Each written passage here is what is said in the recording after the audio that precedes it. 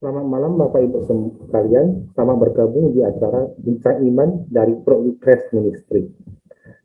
Sebuah anugerah kita dapat berkumpul kembali di sini untuk mendiskusikan sebuah topik dan berargumen bersama.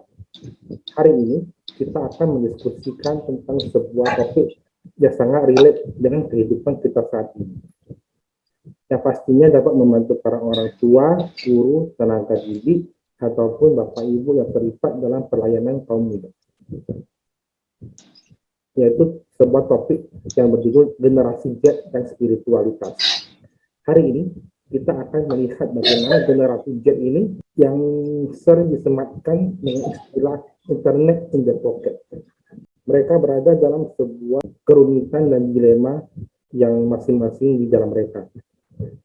Nah, sebelum kita memulai acara pada hari ini, kita mempersilahkan Ibu Deborah untuk memimpin kita dalam doa pembuka. Mari kita berdoa. Tuhan Allah Bapa kami, syukur terima kasih untuk penyertaan-Mu. Kami bisa bertemu kembali melalui Zoom di GWJ ini. Tuhan kami memberkati setiap kami, Engkau menolong kami, untuk kami bisa menyiapkan hati kami untuk mendengarkan dan menerima setiap materi yang akan disampaikan. Kami juga berdoa untuk internet yang akan kami pakai, juga untuk cuaca Tuhan, biarlah semuanya dapat berjalan lancar dan bersama-sama sampai akhir berjalan dengan baik. Kami juga berdoa untuk hamba-Mu, Bapak Haryono yang akan menyampaikan firman-Mu. Tuhan akan mengurapi bibir hamba-Mu, akan memberikan hikmat, sehingga setiap apa yang Dia sampaikan bisa kami terima dan bisa kami mengerti. Kami menyerahkan acara kami pada hari ini ke dalam tangan-Mu. Syukur dan terima kasih. Dan nama anak-Mu Yesus Kristus kami berdoa. Amin. Terima kasih Ibu Deborah. Bapak Ibu, hari ini acara kita dengan topik generasi Z dan spiritualitas akan dibawakan oleh pembina kita, yaitu Bapak Haryono, Sarjana Psikologi, Master of Divinity dari Sekolah Tinggi Teologi Bandung. Beliau juga adalah seorang pemerhati generasi muda yang selalu update dengan kehidupan anak-anak muda masa kini. Dan ia juga adalah penulis buku pastoral, yaitu Membebaskan yang Terbelenggu. Nah, Bapak Ibu, selama acara berlangsung, Bapak Ibu dipersilahkan untuk memberikan pertanyaan melalui kolom chat. Namun jika Bapak Ibu ingin bertanya secara langsung, dapat memencet tombol raise hand. Nanti kami akan memberikan kesempatan untuk bertanya secara lisan. Oke, kita akan memasuki pemaparan materi kepada Bapak. Untuk admin kita, selamat malam. Baik, Bapak Ibu, teman-teman, sahabat yang terkasih, kita kembali lagi dengan Growth with Christ Ministry dengan tema kita pada malam hari ini adalah generasi Z dan kedewasaan rohani, spiritual maturity, kedewasaan rohani. Dan kita akan melihat dengan overview, dengan satu penggambaran sederhana, bagaimana kita bisa membawa generasi muda, generasi Z, ya, memiliki satu kedewasaan rohani yang lebih matang, ya, karena itu adalah progres. Jadi tidak bisa dikatakan langsung dan tiba-tiba menjadi matang, menjadi sempurna. Itu saya rasa tidak mungkin dan itu impossible. Tapi biarlah kita pada malam hari ini kita belajar bersama-sama, kita sama-sama ingin berdiskusi, ya. Mungkin saya bukan ahli, tapi saya ingin berbagi. Semoga materi ini boleh menjadi satu masukan, satu saya katakan sebagai tali cambuk supaya kita semua dapat bergerak dengan satu tujuan yang sama, ya. Oleh karena itu, saya akan membagikan share screen saya kepada Bapak Ibu. Saya akan mencoba. Semoga bisa. Baik, sebelum saya mulai, tema kita pada hari ini adalah generasi Z dan kedewasaan rohani. Bapak Ibu, saudara-saudara, beberapa bahan saya ambil dari buku-buku yang sudah pernah saya baca. Yang pertama, saya ingin kenalkan satu buku. Nama judul bukunya adalah kelihatan di sini. Judul-judul bukunya adalah David Membentuk Kerohanian Anak Muda. Saya sudah mendapatkan buku ini lama sekali, karya Richard Erdan, dan ini ada di toko buku. Ya, Gramedia juga ada, dan ini bagus sekali. Saya dapat ini ketika saya diberikan oleh seorang hamba Tuhan yang sama-sama dengan saya berkecimpung dalam dunia anak muda. Kemudian saya juga memperkaya diri saya dengan membaca satu buku ini yang juga menjadi bahan saya. Ini judulnya adalah Generasi Z. Ini buku terjemahan, buku Generasi Z yang ditulis oleh David Stillman dan Jonathan Stillman membahas tentang Generasi Z. Dan terakhir, saya langsung masuk dalam konsep konteks Indonesia, maka saya mendapatkan satu buku riset yang menjadi bahan acuan saya untuk melihat konsep generasi Z di Indonesia, yaitu dinamika spiritualitas generasi muda di Indonesia dari Bilangan Research Center. Ini buku boleh didapatkan dari Bilangan Research Center. Ini bagus untuk para pendidik, untuk para konselor yang rindu untuk memahami kehidupan generasi muda. Itu saja. Baik. Kita akan mulai. Bapak, Ibu, saudara-saudara yang terkasih, seorang yang bernama Thomas E. Bergler mengatakan demikian dalam satu bukunya, From Here to Maturity, generasi Z yang ingin bertumbuh secara dewasa harus, ini digarisbawahi, harus menghadapi tantangan yang sama dalam zaman generasi Z. Sekali lagi, kalau kita rindu generasi Z ingin bertumbuh dewasa, maka generasi Z ini harus menghadapi tantangan yang sama dalam zaman generasi Z. Saya ambil cerita singkat. Zaman generasi baby boomer tahun yang berusia 76 sampai 62, itu mereka nggak ada internet, mereka nggak ada laptop, mereka tidak secanggih kita. Jadi jangan pernah menyamakan tantangan dalam generasi 70-an dengan generasi tahun 20-an, anak-anak tahun 20-an, beda tantangannya. Jadi mereka harus menghadapi tantangan dari generasi sekarang. Jadi ini menjadi patokan kita ketika kita mau berusaha untuk membawa konsep spiritualitas yang benar, yang dewasa, harus mau mempersilahkan generasi Z ini menghadapi tantangan yang sama dalam zaman ini, zaman generasi Z. Bukan zaman saya dulu, bukan zaman opa oma dulu, bukan zaman kakek buyut dulu, beda. Tantangannya beda, caranya beda. Jadi jangan, tidak boleh. Kebanyakan kita selalu mengatakan begini. Saya nggak tahu Bapak Ibu, mungkin ada yang sudah sering mengatakannya.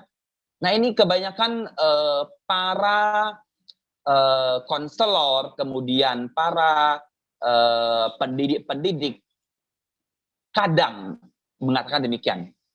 Kan dulu seperti ini. Nah ini dia. Ini kalimat yang pamungkas, yang sering diungkapkan. Kan dari dulu sudah begini, ngapain kalau sudah begini diubah? Kan dari zaman saya sudah begini, kok sekarang begini? Kan itu salah. Nah, ini satu konsep, satu pemikiran yang membawa kita tidak membawa generasi Z untuk menghadapi tantangan di generasi Z, tapi membawa mereka menghadapi dengan cara generasi saya, generasi opa oma saya berbeda. Ini bahaya. Itu akan menyebabkan mereka tidak akan bertumbuh baik secara rohani, mental, bahkan secara spiritual. Ini yang pertama yang harus kita ingat baik-baik. Bapak Ibu, ini hanya sekedar sharing dan kita saling bertukar pikiran. Mungkin Bapak Ibu yang punya pengalaman lebih dalam, lebih jauh, boleh langsung ketik, langsung kita akan sharing bersama. Ya, silahkan. Yang kedua, saya ingin mengatakan bahwa generasi X adalah generasi yang kita sebut mereka generasi yang sudah ada internet. Tapi yang mengkonsumsi internet itu levelnya hanya medium, mungkin sepertiga, belum sampai setengah. Dan mereka generasi X yang di usia 61 sampai 42 tahun saat ini mereka menggunakan internet 1 sampai 3 jam per hari. Tapi generasi milenial, generasi yang lahir di tahun yang melampaui tahun milenial 1000 tahun itu, mereka connect dengan internet, mereka adalah mungkin setengah dari mereka adalah pengguna internet, 4 sampai 6 jam memakai internet setiap hari. Terserah mau pakai internet dengan apapun itu. Dan generasi Z inilah generasi yang bahasa saya sih addicted, kecanduan akan internet. Mereka melakukan membrowsing, melakukan mencari-cari data dengan handphone sederhana, dengan laptop, dengan tablet, itu hampir lebih dari more than 7 hours per day. Bayangkan, lebih dari 7 jam per hari. Bayangkan kalau itu di zaman COVID, lebih banyak lagi. Nah, jadi inilah kondisi generasi Z. Fokus kita pada malam hari adalah ingin mengupas sedikit saja tentang kehidupan generasi Z dan bagaimana kita bisa terus berkecimpung dan bergulat di dalam perkembangan generasi Z saat ini. Generasi Z saat ini adalah generasi yang sangat fasih menggunakan internet. Ya, ketika saya memulai acara channel ini, saya baru dikasih tahu bahwa menggunakan WhatsApp bisa melalui laptop. Dan saya baru tahu. Dulu saya nggak tahu. Karena kita nggak begitu, saya pribadi nggak begitu membutuhkan. Jadi oke, begitu. Tapi untuk generasi Z, jangan ditanya. Mereka dari lahir saja dulu, ketika mereka lahir, mereka sudah bisa pakai internet. Mereka sudah bisa tekan-tekan mereka, ya terserah. Nah, saya ingin sedikit menggarisbawahi, kita berada di generasi ini. Oke. Sedangkan kita akan sedikit belajar tentang generasi ini.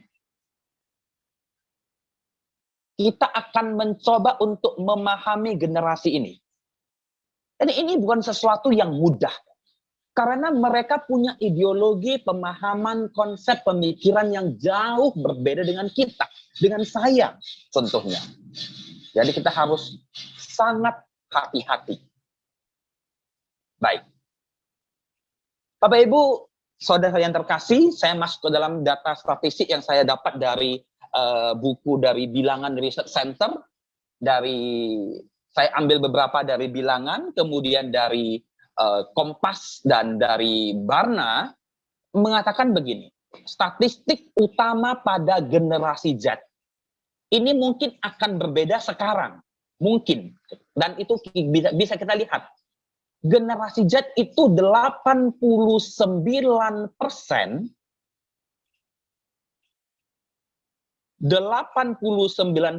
menggunakan YouTube, 77% menggunakan Facebook, 74% menggunakan Instagram, 65% menggunakan WhatsApp, 48% Twitter, 36% menggunakan Snapchat.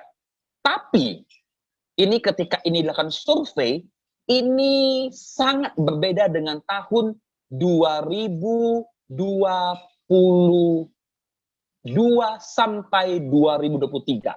Ada satu yang sangat banyak digunakan selain media ini, 6 ini, yaitu namanya adalah TikTok. Saya sampai sekarang ada akun TikTok, tapi saya nggak mahir. Kalau mereka sangat mahir sekali. Ini juga harus menjadi, nah ini dia pandangan, cara pandang, cara implementasi generasi Z untuk menyalurkan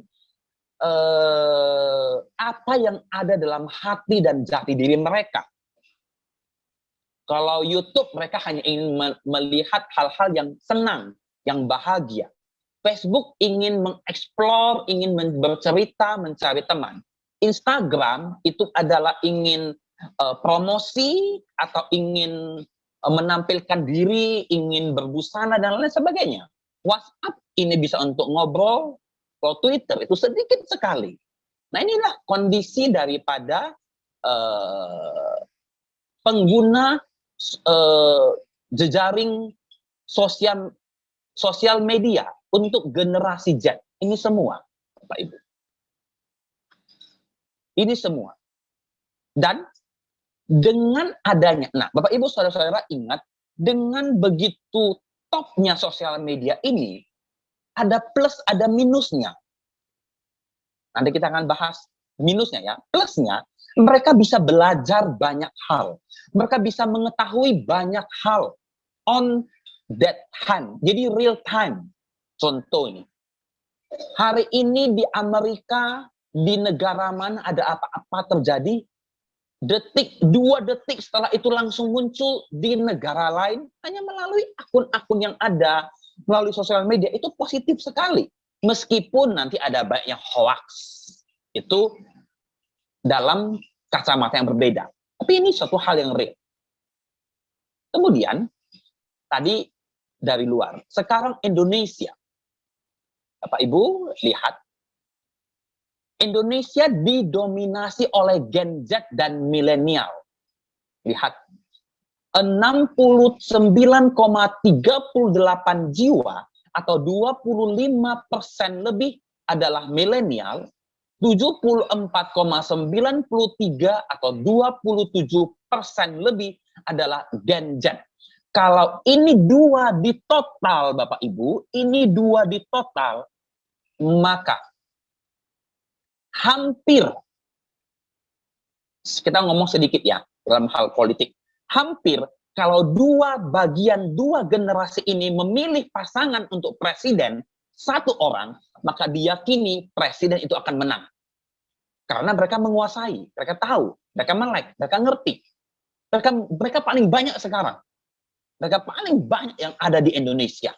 Generasi pre-boomer, ini kakek nenek kita 1,8%. Baby boomer, orang tua kita 11%. Kakak abang di atas kita 21. 25 milenial, 27 Gen Z. Nah, ini yang alpha.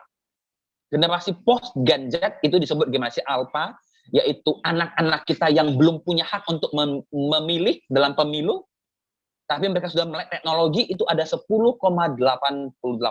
Sedikit. Tapi ini dia perbandingannya. Jadi jangan terkejut kalau ada banyak orang muda sekarang yang menguasai bisnis-bisnis penting, UMKM, teknologi, itu banyak adalah di milenial dan Gen Z yang lain. Tanpa kita sadari, mereka adalah tiang kuat perekonomian sekarang. Meskipun mereka masih belajar. Positif kan? Saya akan cerita hal yang positif dulu. Nanti hal yang negatif kita akan bahas pelan-pelan. Nah, sekali lagi tadi sudah saya katakan, 3 buku ini menjadi bagian yang tidak terpisahkan ketika saya mencoba untuk menggali tentang Gen Z. Tadi sudah saya perlihatkan buku ini, Generasi Z, ini buku yang sangat bagus, silahkan. Ini juga cukup bagus bagi para orang tua dan guru bagaimana mendidik Gen Z dan Alpha. Nah, kemudian ada ini khusus untuk orang tua, ketika dia membahas tentang generasi Z, bagaimana kita menjadi orang tua. Ini bagus. Dan dalam ketiga buku ini saya menemukan satu kalimat yang penting dan bagus. Sama, pengarangnya beda, tapi kata-katanya merujuk pada satu kata yang sama. Semakin banyak penelitian menunjukkan bahwa anggota generasi Z atau E-generation berbeda dalam beberapa hal penting ya. Banyak yang sama ya, tapi ada banyak hal yang sama dan berbeda juga ada dari generasi yang sedikit di atasnya, yaitu milenial, yang mendahului mereka. Dari Barna Group juga menulis ini. Kita akan sama-sama belajar, kita akan melihat apa yang menjadi perbedaan yang penting itu. Nah, Bapak Ibu, yang berbeda adalah karakteristik generasi Z. Nah, ini penting, Bapak Ibu. Ini penting karena saya ingin membawa kita untuk memahami lebih dalam tentang karakteristik Gen Z. Bapak Ibu, Gen Z itu punya 4 karakteristik yang penting yang tidak boleh kita sepelekan. Kalau Bapak Ibu mempunyai anak-anak dari usia belasan tahun, 12 tahun, sampai 27 tahun, maka congratulations bahwa anak Bapak Ibu berada dalam generasi Z. Inilah karakter mereka. Inilah kehidupan mereka. Akan bahas one by one. Yang pertama, ini akan cukup lama, tapi kita akan sama-sama melihat, meng-cross-check kehidupan anak-anak kita. Ataupun murid-murid kita, kalau kita jadi seorang guru. Kalau kita menjadi seorang pemerhati generasi muda, generasi kita. Kita menjadi pelayan Tuhan di gereja, orang-orang yang kita layani. Yang pertama adalah, generasi Z adalah generasi yang independen. Generasi yang bebas. Saya katakan, dulu, saya langsung ambil contoh. Dulu, kita dengan gampang disuruh waktu kita masih kecil. Kita ingat kalau kita masih kecil, umur 11 tahun, 15 tahun, bahkan 17 tahun sekalipun, yang bagi orang katanya sudah sweet 17 begitu, kita masih muda untuk disuruh makan, disuruh untuk belajar, diperintahkan ya untuk melakukan A, B, C, perintah untuk membersihkan rumah, membersihkan tempat tidur, kita gampang. Gampang. Tapi generasi Z adalah generasi yang bebas. Tidak gampang untuk menyuruh mereka melakukan apa yang pernah kita lakukan. Jadi, jangan sekali-kali memperlakukan generasi Z, jangan seperti apa yang sudah kita terima sebelumnya. Karena mereka punya nilai-nilai independen yang cukup oke. Dan mereka nggak mau dikekang. Itu dia. Ini penting. Dalam hal apa? Dalam hal keuangan misalnya. Mereka bisa dengan gampang cari uang sendiri meskipun kecil. Dalam hal apa? Mencari informasi. Nggak usah disuruh. Mereka lebih tahu daripada kita. Yang kedua adalah, mereka generasi Gen Z adalah digital native generation. Satu buku, Meet the Generation Z, Understanding the Reaching and the New Post-Christian World mengatakan, mereka punya satu semboyan yaitu internet in the pocket. Internet dulu, kita harus dulu ya. Saya harus ke warnet untuk searching, mengirim data lewat email. Mahal. Sekarang tidak. Hanya dengan satu genggaman, kecil, nggak besar, nggak perlu segede yang gede, kecil, mereka sudah menjadi digital native, mahir. Tidak perlu diajarin, mereka bisa sendiri, cakap. Generasi milenial kalah. Generasi baby boomer apalagi, nggak bisa. Ini dia. Jangan pernah membatasi informasi mereka. Karena mereka lebih tahu. Tapi atur informasi mereka, bukan membatasi. Nah, akibatnya daripada independent dan digital native generation, maka muncul yang namanya separate generation. Generasi yang terpisah antara informasi dan kebijaksanaan atau hikmah. Generasi Z adalah generasi yang mudah untuk termakan hoax. Turut termakan isu-isu yang belum tentu benar dan belum tentu sahih. Mereka itu. Contoh, lihat. Umur 22-23 adalah usia kuliah misalnya. Gen Z kuliah. Dengan sedikit informasi untuk memicu, mereka akan berbondong-bondong turun ke jalan untuk demo.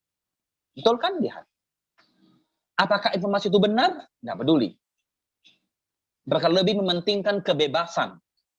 Independen, mereka nggak mau dikekang. Apalagi mereka lebih memiliki rasa kesetia kawanan daripada, yang penting kawan saya ikut demo, saya demo dah. Itu mereka. Mereka tidak memikirkan masalah yang lain. Enggak. Itu masa mereka. Sampai 27 tahun. Ini kita lihat nyata di kehidupan kampus-kampus. Tuh. Saya ketika saya kuliah S1, ada banyak teman-teman saya yang jalan setengah keluar. Jalan setengah keluar. Karena apa? Ikut teman, dan lain-lain sebagainya, putus kuliah. Sayang. Informasi yang mereka dapatkan tidak disertai dengan hikmat bijaksana, wisdom mereka. Dan yang terakhir, ini adalah generasi seksual dan relational generation. Maksudnya begini, generasi Z ini, mereka sudah tidak mikir-mikir bahwa saya bergaul dengan jenis yang sama. Dulu, cewek-cewek ngumpul, cowok-cowok ngumpul. Begitu kan? Saya ingat, waktu dulu ketika generasi kita ingin jalan-jalan, ya, bertamasya, yes. Piknik, ya. Tapi, ketika di sana, ngumpulnya ya sejenis, gitu. Bahkan sekarang, bukan saja sejenis untuk usia-usia yang generasi milenial begitu, tapi sesuku. Senegara misalnya. Tapi untuk masalah ini, tidak. Generasi Gen Z sudah tidak mementingkan seksual dan relational generation. No. Dia nggak peduli hetero, dia nggak peduli itu sejenis, dia nggak peduli apapun itu, bahkan trans pun no problem bagi mereka. Ini mereka. Jangan heran. Ini realita zaman sekarang, Gen Z itu seperti ini. Dan yang saya mau katakan adalah, kita siap tidak siap, kita harus menerima ini sebagai bagian daripada tanggung jawab kita untuk melihat, mendidik, bergulat bersama dengan generasi Z. Sebagai pendidik, sebagai orang tua. Mereka punya ini semua. Mereka punya apa yang saya katakan susah untuk kita mengerti. Tapi itulah mereka. Kemudian, saya ingin melanjutkan lagi.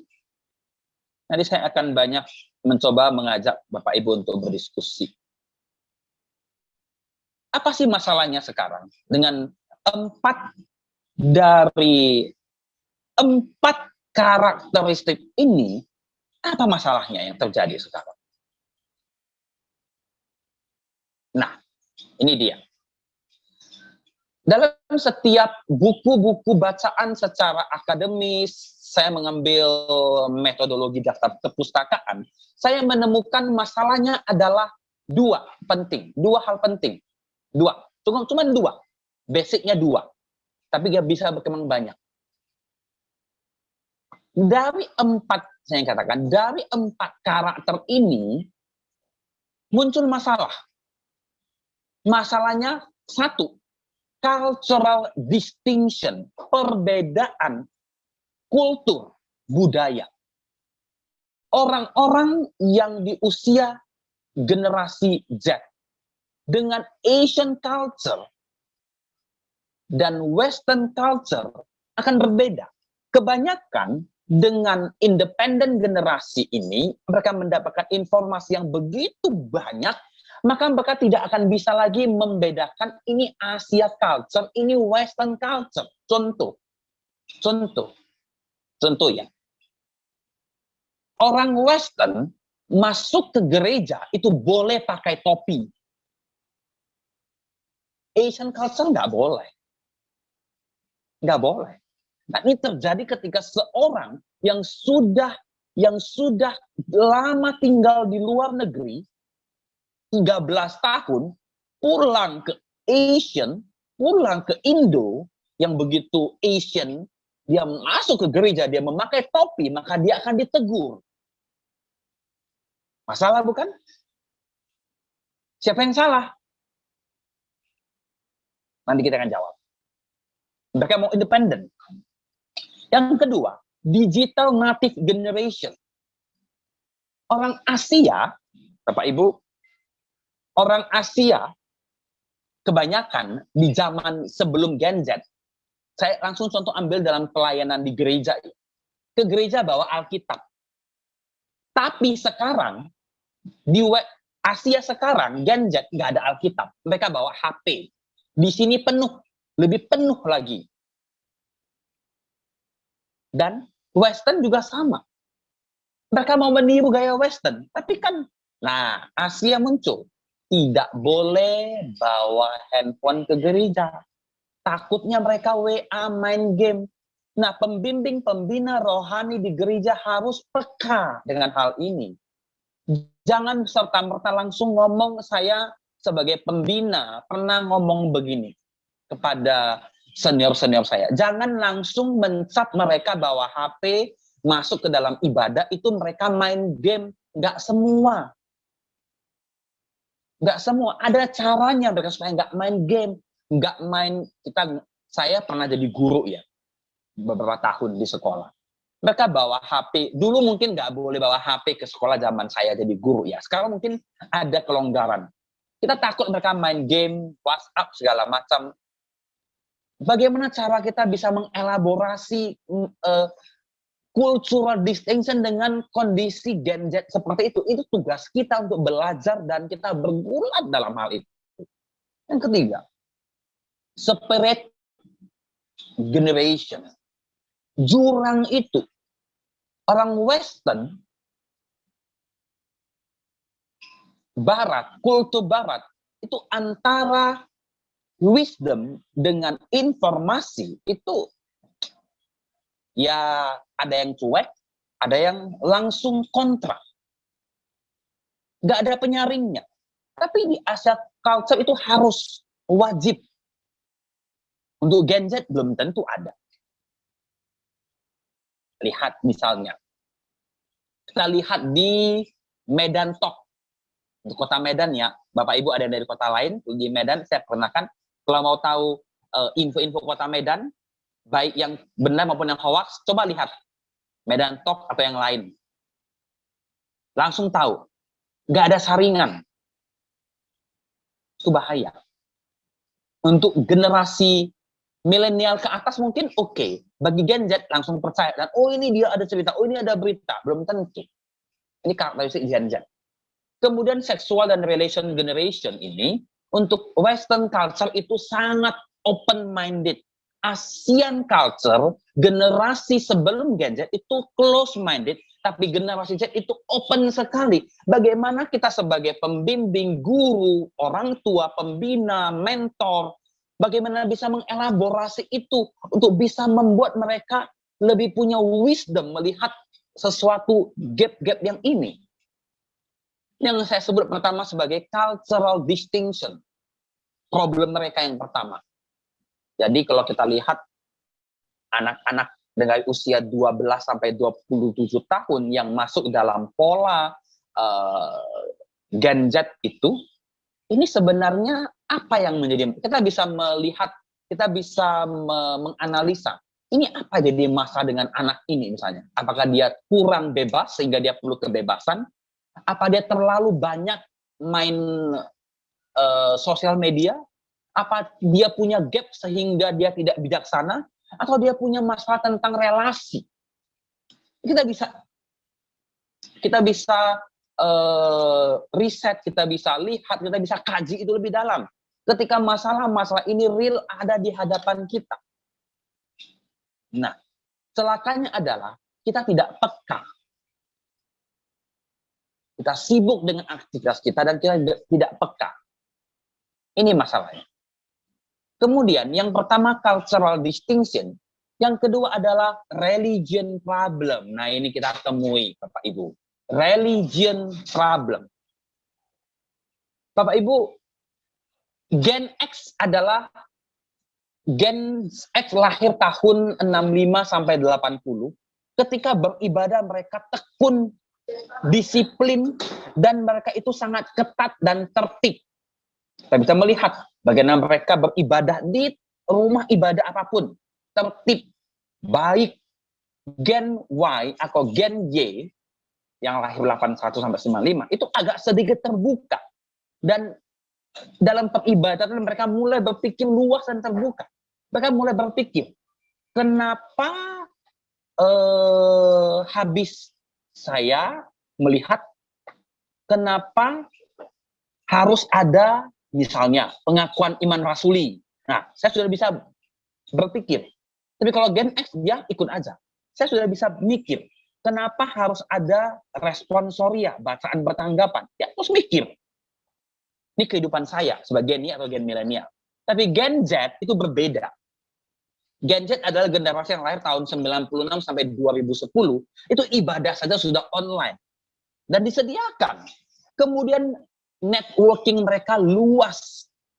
Dan mereka bebas berekspresi. Bayangkan, saya ingin katakan satu hal masalah dalam kehidupan bergereja saat ini. Dan saya rasa Bapak Ibu boleh untuk kita pikirkan bersama-sama dan kita diskusikan. Pemimpin-pemimpin ibadah, gereja, majelis gereja, itu semua mayoritas adalah berada di generasi X. Generasi Y adalah generasi pembina-pembina mereka yang hanya sebagai penginjil cantau. Tapi mereka ini adalah generasi X adalah generasi pengambil keputusan. Jemaatnya adalah generasi Z. Terus begini, saya pernah ditanya begini dengan seorang anak muda.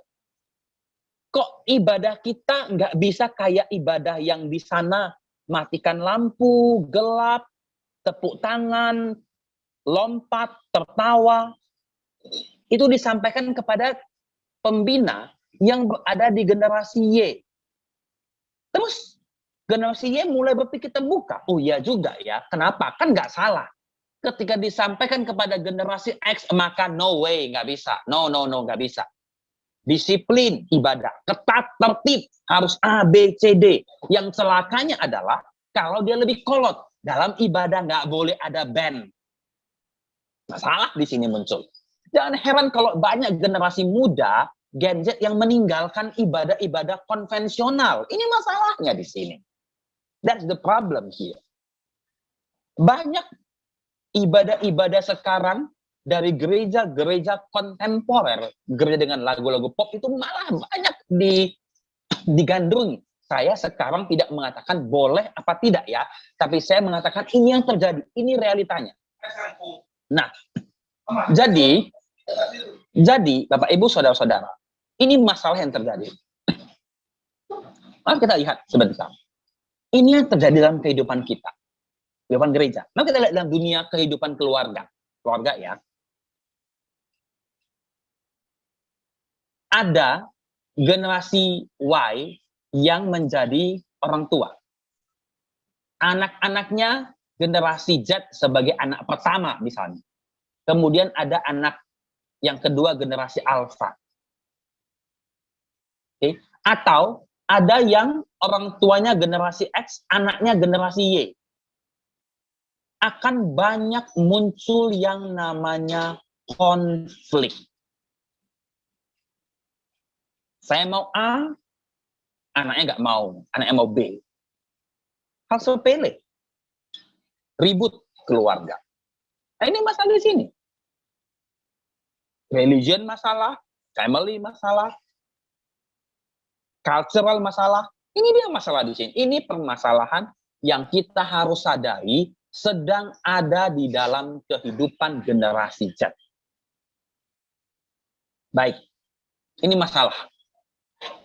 Nah, akibatnya ada satu ketidakmengerti dan menjadikan salah paham. Mereka generasi di atas Z mengatakan, wah, ini banyak masalah besar ini. Kenapa? Ada cultural, masalah budaya salah, masalah religion salah. Jadi ini masalah besar bagi anak muda, bagi generasi Z. Mereka menganggap ini masalah besar. Tapi, apa yang seharusnya kita lakukan? Bapak Ibu, teman-teman yang terkasih, ada beberapa hal yang sering saya dengar, saya baca, dan saya pertanyakan dari beberapa teman-teman pernah ngomong begini. Ada orang yang mengatakan, ada anak-anak dari generasi Z yang bilang begini, saya jadi bingung, masa saya dinasehati begini, kalau kamu masuk seminari itu, serap pengetahuan yang diajarkan, jangan tiru tingkah laku dosen-dosennya. Saya ambil lebih kecil. Kalau kamu mau masuk sekolah itu, cari ilmunya, jangan tiru tingkah laku gurunya. Aneh kan? Atau yang kedua, saya galau mengambil keputusan, saya sharing dengan mentor, dengan pembina, dengan gembala, masa beliau itu bukannya mendengarkan pergumulan saya? Malah mereka terus aja cerita tentang rencana dirinya. Saya jadi kesal banget. Nah, ini yang penting sekali. Sebenarnya saya sudah lama pengen cerita kepada seseorang, tapi sulit sekali cari orang dewasa yang dipercaya. Saya sudah menemukan, saya ingin sharing bahwa saya pernah jatuh ke dalam LGBT. Sekarang, saya udah nggak komunikasi dengan dia lagi. Cuman saya sekarang masih punya rasa bersalah. Mereka punya masalah ini yang mereka mau ceritakan.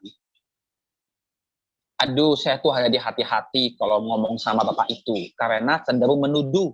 Nggak dengar dulu penjelasan saya. Nah, inilah kondisi ketika generasi Z ingin cerita. Hati mereka ini itu dalam hati mereka.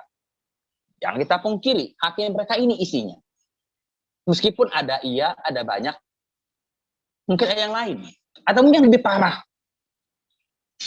Nah, sebagaimana? Bapak Ibu, lalu apa yang dibutuhkan oleh dan dicari oleh para mosaik? Bapak Ibu pernah main puzzle yang kecil-kecil itu dihubungi. Jadi begini, sebuah vas bunga ketika pecah, sengaja dipecahkan. Pecahan-pecahan vas bunga itu adalah mozaik yang indah ketika disusun menjadi vas bunga yang luar biasa. Itulah mozaik. Generasi Z itu adalah kepingan-kepingan vas bunga yang indah. Itulah mozaik kita. Dalam satu wawancara dengan seorang pemuda di radio El Sinta, dibahas topik tentang korupsi. Sambil mewakili kaum muda, dia mengatakan,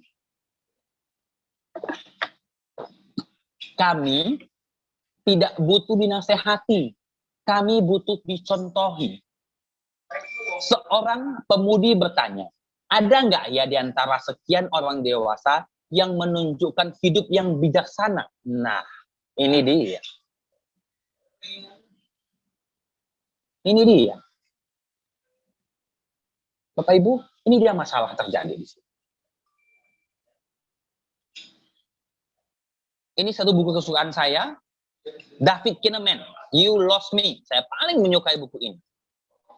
David Kinnaman dalam bukunya You Lost Me mengatakan bahwa setiap orang yang rindu memenangkan kembali the mosaic perlu menyampaikan iman melalui kehadiran orang dewasa. Jadi orang dewasa perlu hadir yang berperan sebagai mentor dalam paradigma rethinking relationship. Memikirkan ulang kembali satu relasi antara orang tua dan anak, antara guru dan murid, antara mentor dan mentee, dan memprioritaskan hikmat mereka.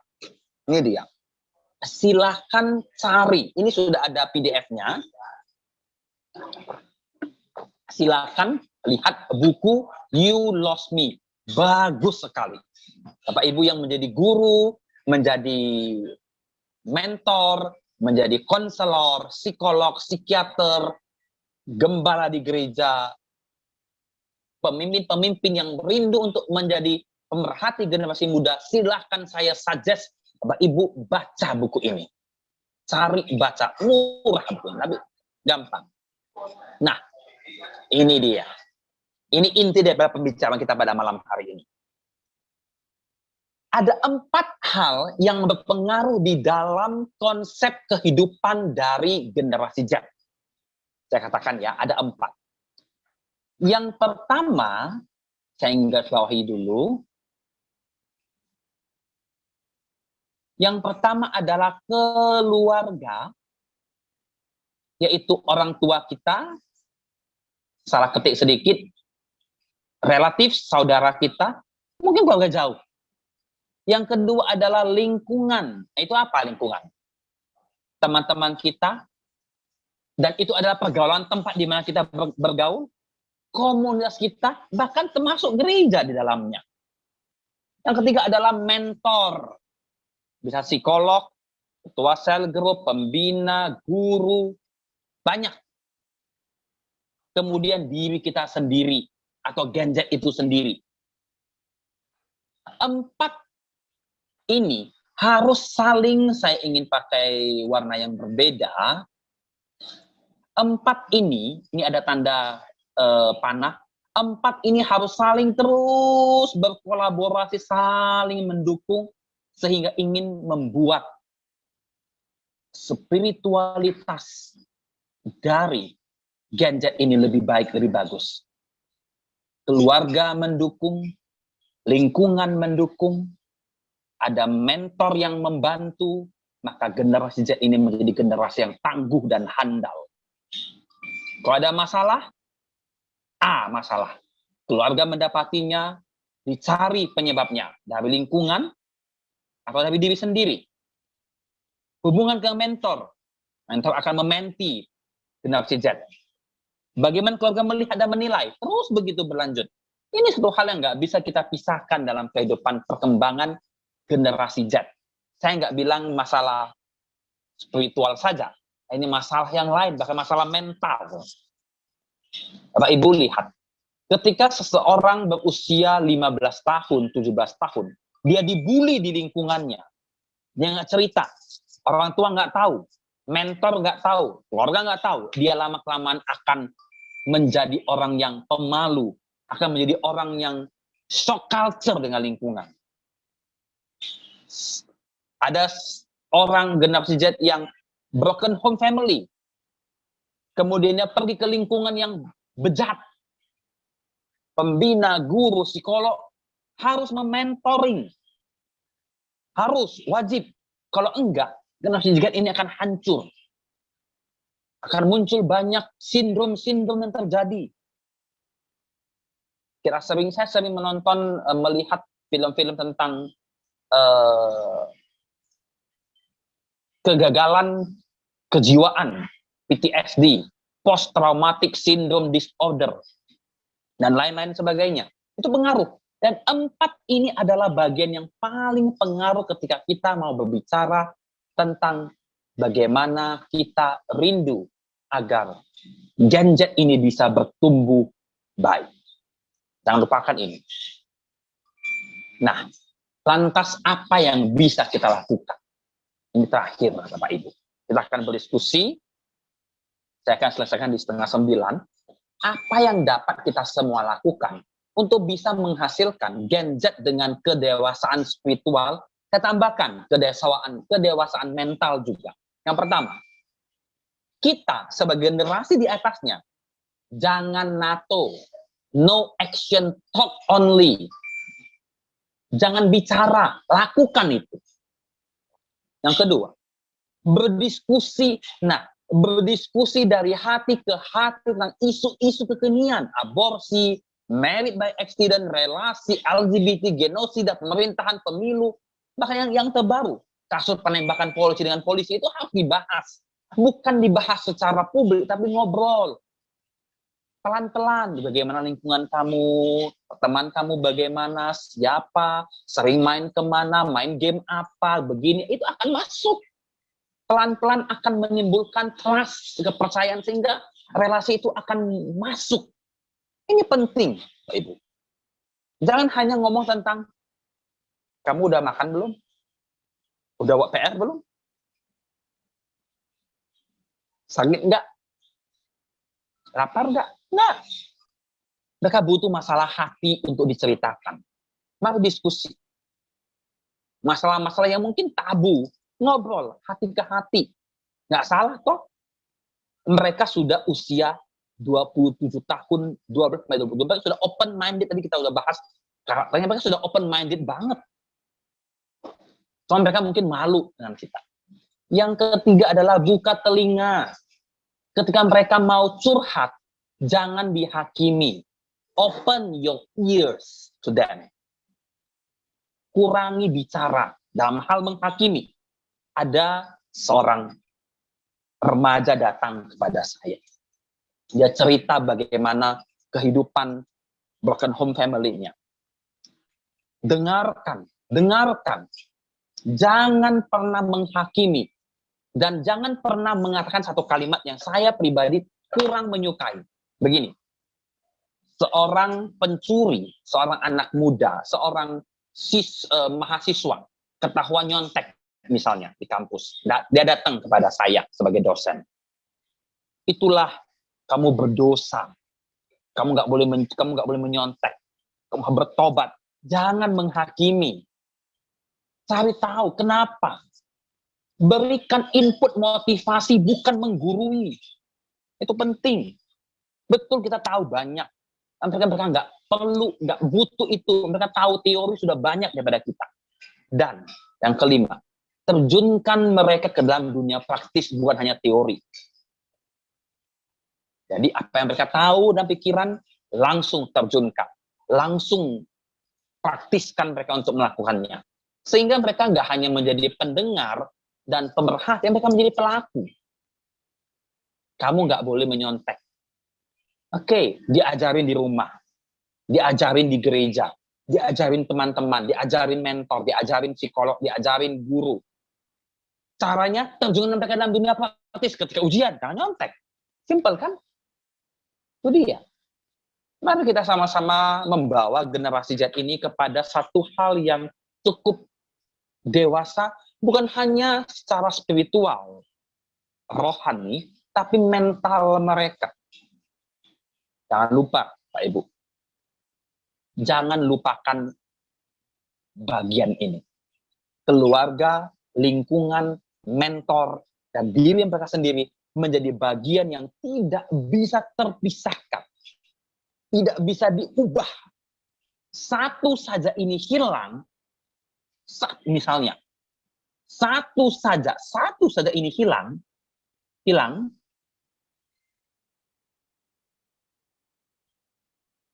something wrong. Dia bisa menjadi yang baik? Bisa. Dia dewasa? Bisa. Tapi ada seperti meja kakinya 4, kalau pincang 1 masih bisa berdiri? Bisa. Bisa. Tapi nggak sempurna. Mari kita coba pahami baik-baik bagaimana kondisi kehidupan generasi Z, generasi yang melek teknologi, generasi yang mempunyai karakter yang seperti ini, generasi yang punya yang seperti ini, independent, digital native, spread generation, sexual and relation generation, yang punya karakter ini, coba kita ambil hikmah dan kita sama-sama kita renungkan dan kita coba buat itu menjadi sebagai panduan kita untuk membimbing, membina, bukan untuk menggurui generasi-generasi Z kita. Saya yakin dan percaya, Bapak Ibu. Karena percaya, tidak ada yang sempurna. Tapi kalau kita mencoba, kalau kita mau berjuang dan berusaha, kita bisa menjadi pemilik generasi Z yang baik, bagus. Kita rindu ke depannya generasi Z, Gen Z adalah generasi yang luar biasa. Yang melek teknologi, yang tahu isu-isu kekinian, yang bisa memberikan motivasi, yang mau menjadi seorang yang pendengar juga. Baik, Bapak Ibu, saudara-saudara, tepat waktu kita 20.30, ini materi yang saya sampaikan. Saya mengajak kita semua untuk saling bisa ngobrol, berdiskusi, pengalaman, silakan bagi Bapak Ibu, saudara-saudara yang terkasih, boleh untuk kita bisa saling berbagi. Itu saja. Ada Bapak Ibu yang mau bertanya, sharing, cerita, mau berbagi tentang generasi Z ini, kami persilahkan.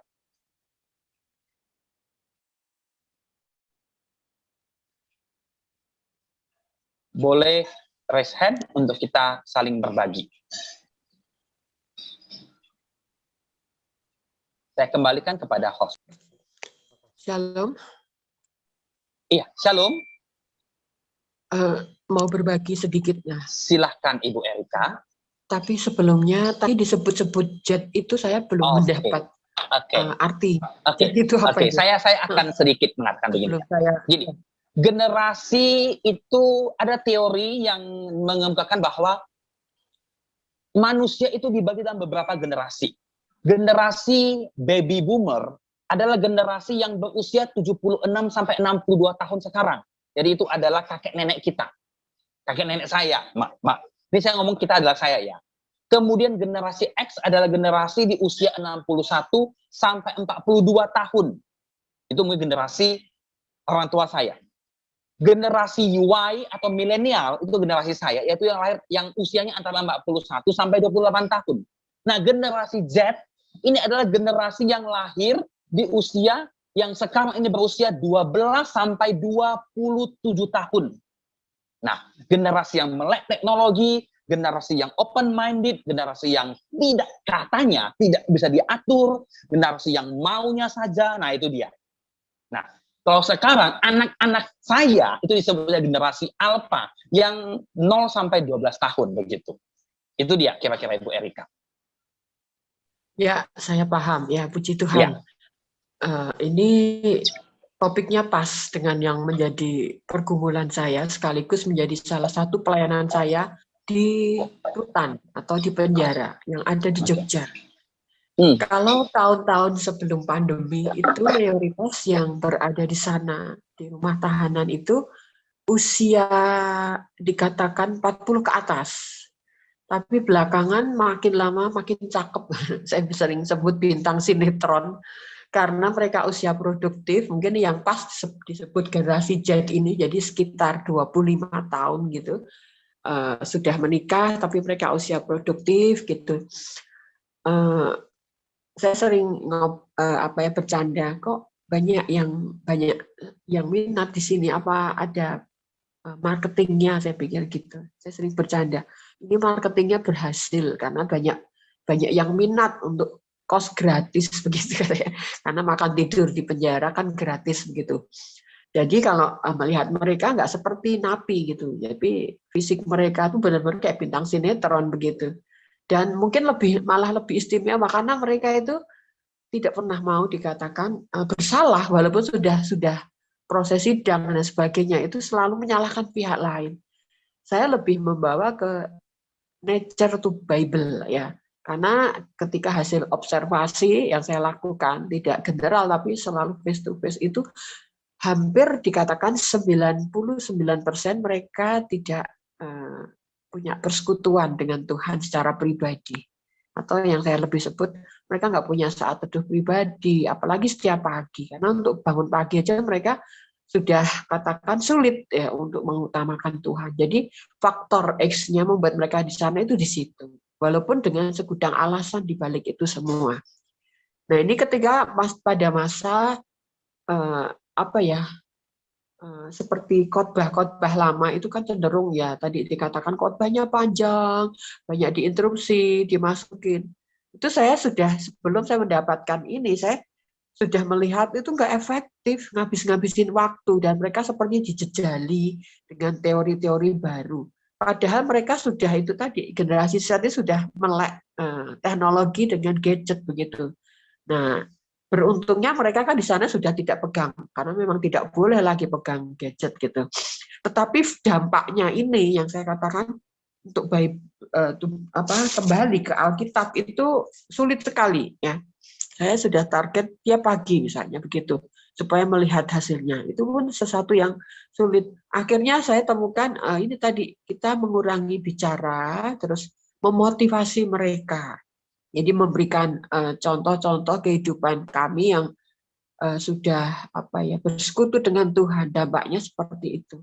Dan kemarin ada satu saya merasakan Roh Kudus bekerja luar biasa yang memang kadang tidak terduga dalam diri kita yang melayani itu, tiba-tiba memang ada seperti memotivasi mereka dengan contoh-contoh yang tidak NATO begitu, memancing mereka untuk ternyata mereka bukan orang bodoh.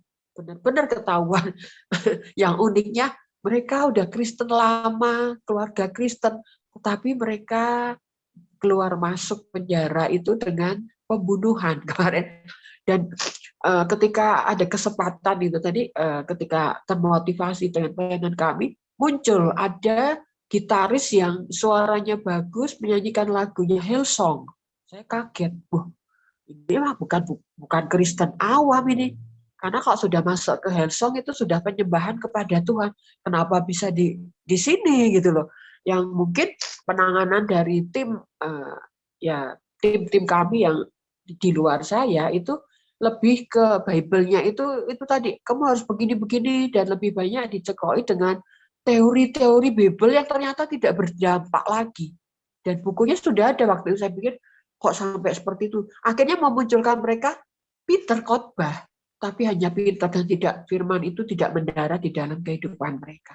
Jadi saya setuju dengan memotivasi mereka dengan NATO ya, tidak NATO gitu, no action itu saya sudah dapatkan lama. Mereka memang tidak suka, apalagi figur-figur yang katakan topeng begitu ya, Peter Khotbah. Kalau orang Jawa mengatakan gajah dibelangkoni gitu, iso ujar iso ngelakoni begitu, atau jarkoni iso ujar iso ngelakoni, itu benar-benar mereka tuntut seperti itu. Dan kebetulan ya, mungkin juga nggak kebetulan, tapi di dalam hidup saya, pengalaman hidup saya juga menemukan figur yang seperti itu, hanya NATO gitu loh. Pinter khotbahnya, tetapi hidupnya tidak menunjukkan khotbahnya itu memang membuat anak muda merasa tertekan sekali, enak saja nuntut, mereka sendiri nggak melakukan. Seperti kalau di Alkitab kita katakan, seperti ahli Taurat begitu, mereka pinter khotbah, pinter pamer khotbahnya, tetapi hidupnya tidak menghidupi firman itu.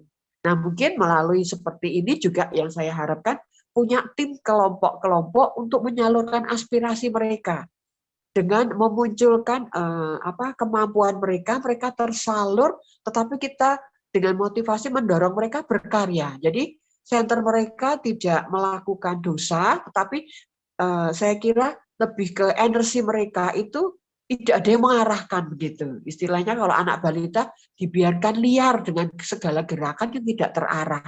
Jadi sepertinya mereka balita dewasa begitu yang saya sebut lebih gampang. Karena tidak yang mengarahkan. Dari pengamatan kami adalah mereka istilahnya faktor korban, fatherless lebih katakan begitu. Fatherless lebih dikatakan lebih spesifik dari korban broken home, dan itu banyak sekali terjadi. Yang tidak mungkin hanya 1-2 ya. Bahkan ada yang anak pendeta itu korban fatherless. Yang saya heran, ternyata tidak semua orang yang pandai Alkitab itu tidak memahami sikap mereka atau mereka sebagai teladan untuk generasi Z ini. Mungkin itu Pak yang bisa saya sampaikan. Terima kasih. Ya, saya boleh bertanya sedikit dengan Ibu Erika. Sudah lama Ibu Erika pelayanan di lapas? Saya lebih ke rutan, beda Pak ya dengan lapas. Iya. Pembinaan rohani untuk lapas dengan rutan beda. Lebih mudah di lapas. Kalau lebih di lapas itu lebih kepada pembinaannya bisa konstan karena di sana sudah divonis.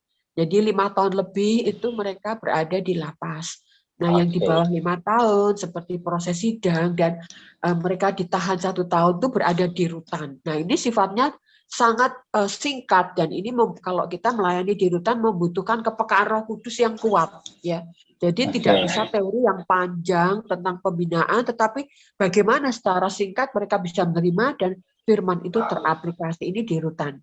Saya kebetulan di rutan Jogja. Jadi sampai karena rutannya semakin banyak penghuninya, dulu ada wanita, sekarang sudah dipisahkan. Nah, ini juga tantangan baru bagi saya sebagai seorang wanita dipercaya Tuhan untuk membina mereka yang di situ pria semua dan usia produktif yang disebut generasi Z. Ini benar-benar membuat saya jadi konsentrasi penuh setiap saat menerima instruksi dari Roh Kudus mengenai mereka. Karena kan hampir dikatakan seminggu ada lagi baru, 1 bulan ada lagi yang baru, 1 bulan kemudian mereka yang di situ sudah keluar, sudah terbebas karena proses sidang dan sebagainya. Begitu. Oke, nah memang dari pengalaman Ibu sendiri dan saya rasa cukup bagus juga, memang ini semua benar ya, bahwa kadang-kadang kita terlalu banyak bicara dengan mereka. Siapapun itu, bukan hanya ngomong soal di lapas, kepada semua orang. Kepada generasi Z di usia 12 sampai 20 tahun kita kebanyakan ngomong A sampai Z. Semua kita omong, teori, seluruh buku kita omong, seluruh isi kepala kita tumpahkan. Tapi masalahnya karena kita nggak buat, kita nggak lakukan, atau malahan kita malah terbalik melanggarnya. Nah, itu jadi satu masalah. Itu satu masalah yang besar bagi kehidupan kita sebagai seorang guru, mentor, pelayan, pembina, siapapun orang tua termasuk, itu akan repot. Tapi justru disinilah kita harus melatih diri kita. Karena begini, saya mendapat di generasi baby boomer, generasi X adalah generasi yang sangat suka ngomong. Karena mereka melakukan itu, karena mereka menganggap mereka itu guru gitu loh. Misalnya nih orang tua, kan kita menggurui melakukan kamu begini. Kan itu guru sebetulnya. Nah, tapi ternyata generasi Z nggak butuh itu. Generasi Z hanya butuh lu lakukan, gua lakukan, udah nggak perlu ngomong gitu. Nah, itu simpelnya begitu. Nah, celakanya adalah generasi yang dulu itu, generasi baby boomer, X itu kan mereka hanya ngomong, tapi mereka lakukan itu nggak ada. Celakanya hanya malah terbalik. Nah, ini jadi masalah. Makanya generasi Z sering mengatakan bahwa kamu lakukan dulu, baru aku lakukan, nggak usah ngomong. Bahkan itu ada satu istilah yang mengatakan adalah action itu take part more than talking. Ngomong itu partnya sedikit, action itu lebih banyak. Jadi action doang, action terus action. Kalau kita action, kita lakukan hal yang baik, dia akan balik bertanya, kok begitu? Nah, kita kasih tahu, kita balik itu loh. Kalau bisa saya punya satu ide, saya pernah lakukan ini di beberapa tempat. Jadi saya lakukan yang baik dulu, yang aneh bagi mereka. Jadi orang kan bertanya, lo kok begitu, kok begini, kok begitu. Nah, baru saya ngomong begitu. Jadi kita balik, jangan ngomong dulu, bukan dulu yang baik, baru kita ngomong. Itu satu cara juga bisa. Karena saya bersyukur kalau ada seorang Ibu Erika yang saya katakan cukup susah ya. Saya pernah menyampaikan firman di lapas ya. Maaf, di rutan. Waktu saya ada di Tegal, diundang di Tegal, dan jujur sih bagi saya cukup seram bagi saya ya. Tapi memang benar kata Ibu Erika, memang di sana semua adalah usia-usia produktif, usia-usia kerja yang sangat produktif. Tapi kenapa mereka bisa masuk ke sana ya itu mungkin ya ada kendala-kendala, fatherless lah, broken home segala macam. Tapi di sana letak Ibu Erika sebagai seorang mentor di sana, seorang leader. Cukup bagus, puji Tuhan kalau Ibu Erika punya beban untuk melayani di sana. Dan kita rindu Ibu Erika boleh terus menjadi teladan bagi jemaat di lapas dan rutan. Thank you, Bu Erika.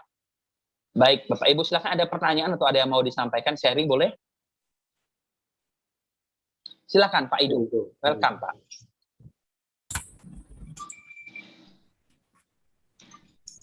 Malam Pak Haryono ya. Iya. Ya, kedengaran Pak suaranya Pak. Sangat kedengaran Pak. Ya. Kalau saya Pak punya mungkin Pak Haryono nanti bisa kembangkan. Kalau pada dasarnya kan yang namanya media sosial itu yang di latar belakangnya oleh teknologi informasi ya. Kan itu sebenarnya pada dasarnya kan kalau kita berpikir itu kan alat saja, jadi alat saja. Jadi dia seringkali kita itu berubah posisi, jadi memanfaatkan, jadi yang tadinya memanfaatkan sekarang kita jadi dimanfaatkan, seolah-olah yang tadinya alat berubah jadi memperalat kita. Kan itu sebenarnya gejala yang terjadi. Jadi pada prinsipnya ada kesimpangsiuran pola berpikir di kalangan anak muda tentang mana yang baik sebenarnya, kan begitu. Di satu segi psikologisnya yang dewasa juga kan dengan pola kerja dan pola hidup yang berubah tentu juga berkonsentrasi untuk menyesuaikan dengan keadaan yang ada. Nah, ini barangkali kesulitannya anak-anak muda kita. Jadi mereka seperti yang Bapak katakan itu tidak punya pedoman. Karena mereka, internet kan tidak menjamin bahwa yang baik itu semua ada di sana, kan begitu. Kalau kita berpikir, ya kan. Jadi walaupun di situ ada ribuan channel, belum tentu semuanya baik kan. kan begitu Pak. Jadi misalkan saya apakah misalkan nilai-nilai kejujuran itu semuanya ada di internet, diajarkan dengan lugas, jelas, dan proporsional terhadap mereka, kan belum tentu juga, kan begitu. Jadi pada dasarnya itu yang terjadi. Nah, barangkali mungkin yang ya kita harus kembali kepada ya seperti yang dikatakan itu, memang ada nilai-nilai yang bersifat permanen, lebih kekal, ya itu yang harus yang kita gali dari firman Tuhan. Jadi alatnya boleh apa saja, tapi inspirasinya tetap dari firman Tuhan. Barangkali itu yang dasar berpikir untuk, ya boleh dikata adik-adik kita ini yang generasi Z ini, sehingga ya tidak kehilangan pedoman. Tapi kita juga yang dewasa punya kesadaran bahwa perlu kepedulian untuk memberikan kepada mereka pemahaman tentang nilai-nilai itu, dan kita tidak terlalu sibuk dengan diri kita untuk ya barangkali dalam artian berkompetisi lalu kemudian mengabaikan mereka. Jadi pada dasarnya mereka juga terabaikan itu akibat ya kita sendiri juga penyesuaian, kan, dan itu yang terjadi. Barangkali, nah itu yang barangkali kita minta dielaborasi oleh Pak Haryono lebih jauh. Ya, makasih Pak. Oke, saya setuju dengan Pak Ido. Sangat bagus Pak. Generasi di atas saya juga sedang menggunakan internet, gitu ya. Sedangkan generasi sekarang ini sudah mahir. Kan tidak, agak gapnya ketinggalan. Jadi untuk mengejar itu kita butuh latihan, kita butuh belajar begitu ya. Contoh, saya ambil contoh aja. Saya seperti yang tadi saya katakan, saya nggak bisa main TikTok. Di anak-anak adik-adik zaman sekarang, kalau main TikTok itu jago sekali. Jago. Kan saya nggak bisa belajar. Jadi kita harus bisa, saya bukan bilang menyaingi anak-anak atau adik-adik kita, tapi kita harus bisa mengikuti dari belakang. Kita tahu sesuatu yang, oh ini salah, ini benar, kita tahu minimal. Jangan gaptek. Kalaupun memang misalnya gaptek, nggak masalah. Kita rangkul. Kan ada 3 kombinasi. Keluarga, lingkungan, dan mentor. Ataupun guru, orang tua, hamba Tuhan. Itu kita elaborasi. Kalau di sini nggak bisa, di sini harus bisa. Gitu. Pasti bisa. Nah itu penting di sana. Sama seperti yang Pak Ido katakan, saya ambil ilustrasi adalah pisau dapur, Pak. Pisau dapur di tangan penjahat jadi tempat alat untuk membunuh. Tapi pisau dapur tangan koki, dia akan memasak masakan yang luar biasa enak. Sama. Internet di tangan generasi muda bisa jadi berkat untuk mengembangkan bisnis, tapi bisa celaka ketika ikut-ikutan yang enggak ikut demo segala macam. Nah, itu masalah. Nah, saya sarankan bagaimana cara mengelaborasi itu. Salah satunya adalah kita harus sama-sama ada koneksi. Ini loh, kita nggak bisa berdiri sendiri. Di zaman sekarang, saya ingin saya ingin kasih ilustrasi begini. Dulu sandal yang kita pakai itu cuma satu merek, namanya Swallow. Tidak ada yang lain kecuali itu dulu. Dia bisa berdiri sendiri, lama. Tapi sekarang kita mau buat sesuatu yang hampir sama, kita nggak bisa seperti itu lagi. Kita harus menggabungkan semua itu, kita bisa bangkit.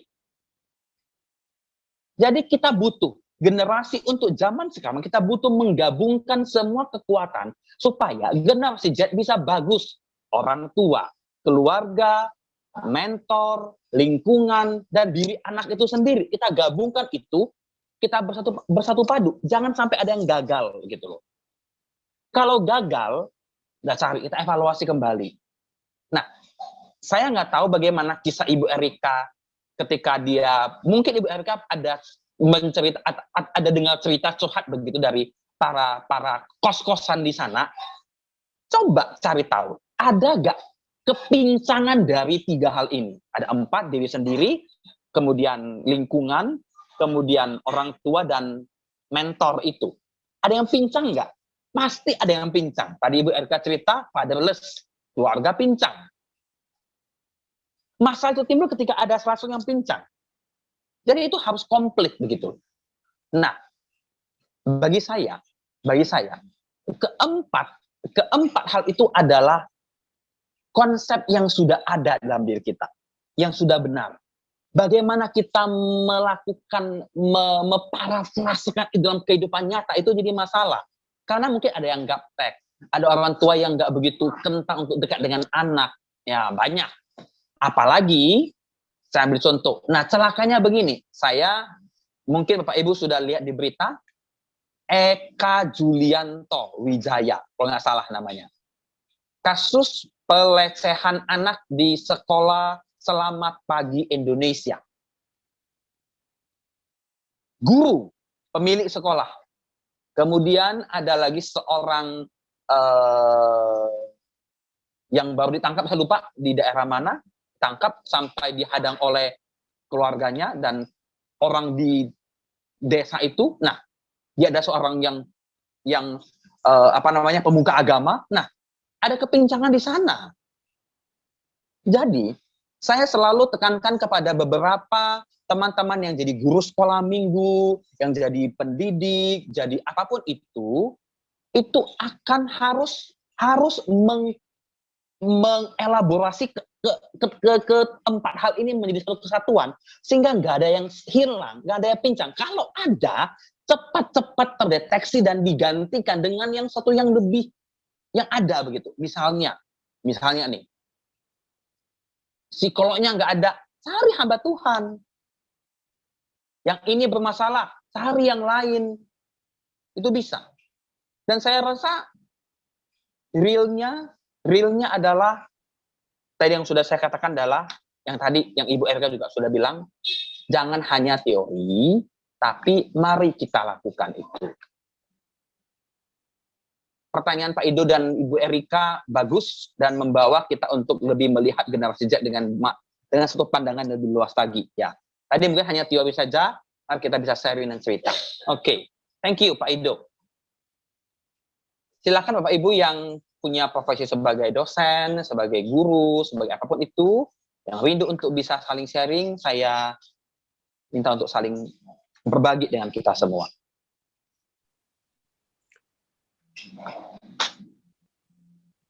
Shalom, Pak Haryono. Silakan Ibu.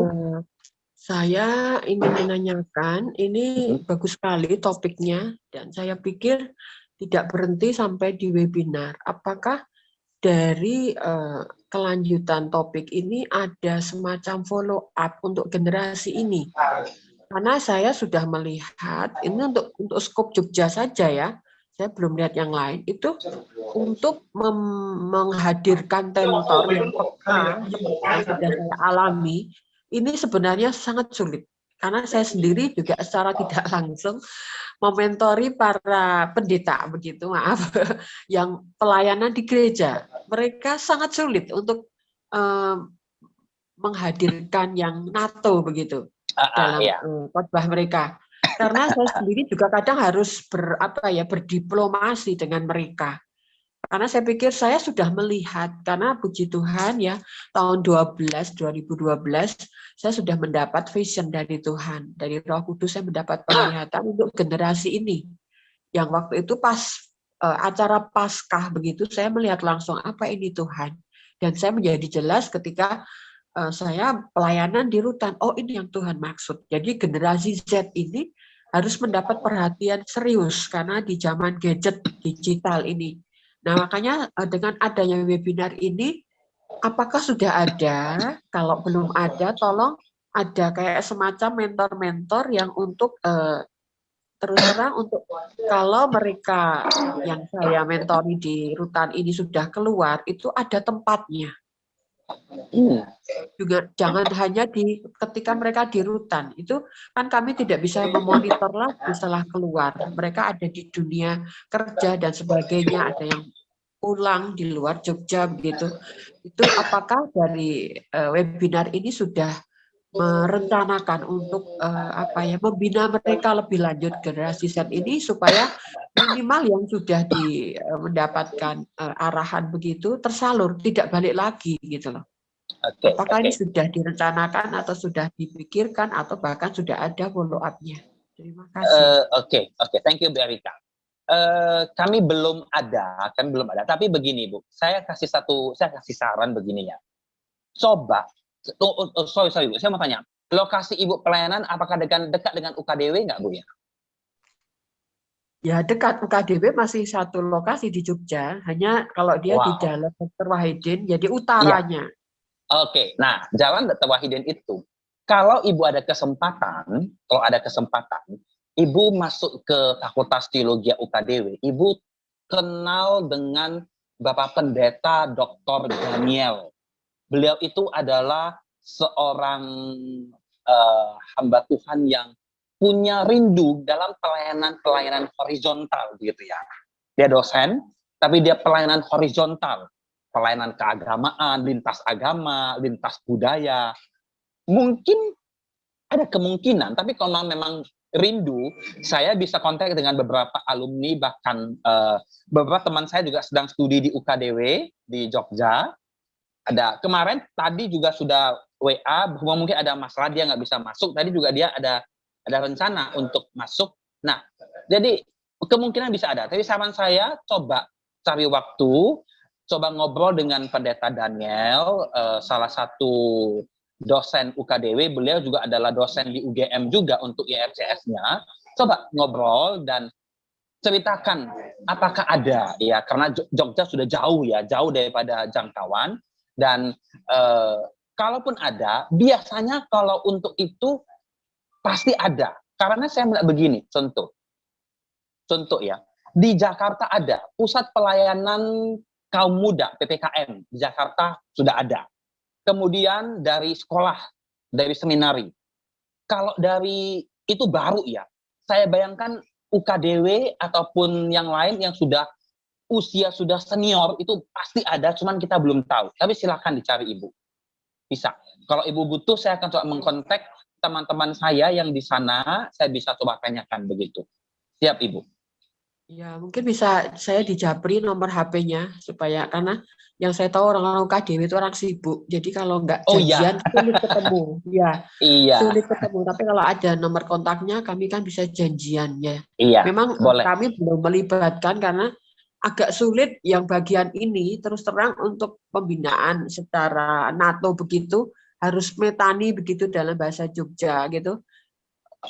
Mereka kan harus punya hati gitu, karena mayoritas orang bekerja ya maaf di teologi pun lebih cenderung kan hanya mungkin menyampaikan seminar, hanya ya begitu. akademis. Jadi Iya, sifat pengajar ya hanya mengajar, tapi tidak membina secara langsung. Karena saya pikir webinar ini bagus, tapi kalau tidak berlanjut dengan follow up itu ya nanti menjadi NATO juga. Betul.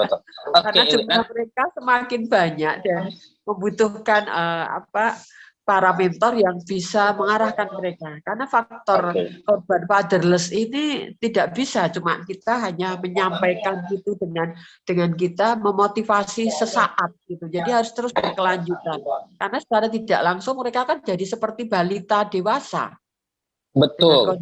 Jadi perlu pembimbingan, pendampingan sampai mereka dewasa dalam mengambil keputusan begitu. Oke. Saya mengerti beban Ibu dan itu bagus. Saya sudah japri ke nomor WA Ibu, orang yang bersangkutan, Bu, silakan dicek.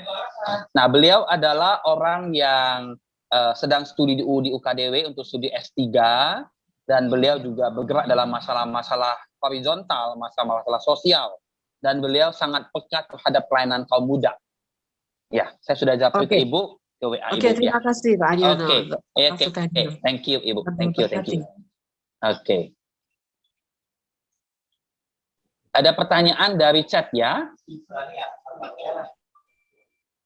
Saya akan bacakan pertanyaan dari chat dari Justice Jenny Jari Panggabean. Izin bertanya, ya sinyal kurang baik ya, nggak apa-apa, biasa. Bagaimanakah menanamkan pengetahuan iman dalam bentuk praktis kesadaran sosial generasi Z?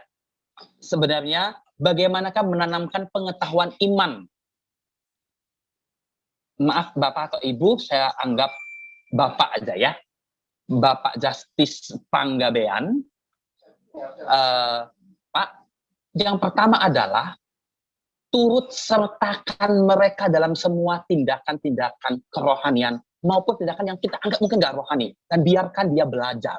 Misalnya, sederhana. Ketika, sederhana ya, untuk generasi Z, saya anggap dia usianya, anggaplah 12 tahun. 12 tahun, minta dia untuk berkendara, misalnya. Apakah dia melanggar lalu lintas? Libatkan dia langsung dalam hal-hal praktis. Kalau dia, misalnya kita anggap dia melanggar, pulang, kasih tahu apa yang boleh, apa yang nggak boleh. Jadi saya mencoba untuk begini, jangan dahului dengan teori. Nah itu dia masalahnya. Ini masalah generasi antar generasi adalah kita selalu mendahului dengan teori. Teori. Karena kita berbicara sesuatu yang praktis. Mari kita mulai dengan yang praktis. Baru jelaskan, ada baiknya. Kita bukan dalam ranah formal seperti sekolah, kampus yang harus teori, baru praktis. Yes. Tapi kalau kita ngomong soal masalah-masalah tentang generasi ini, mari kita mulai dari sesuatu yang praktis dulu, praktika dulu, baru kita secara akademis, secara teori kita langsung tambahi. Itu akan menjadi lebih masuk ke pemikiran mereka. Umur 24 tahun, masih dalam Gen Z. Dia ujian, buat paper, copy paste. Biasa, ya. Biasa. Beberapa teman-teman saya yang dulu kuliah juga udah kedapatan deh, copy paste paper di kampus.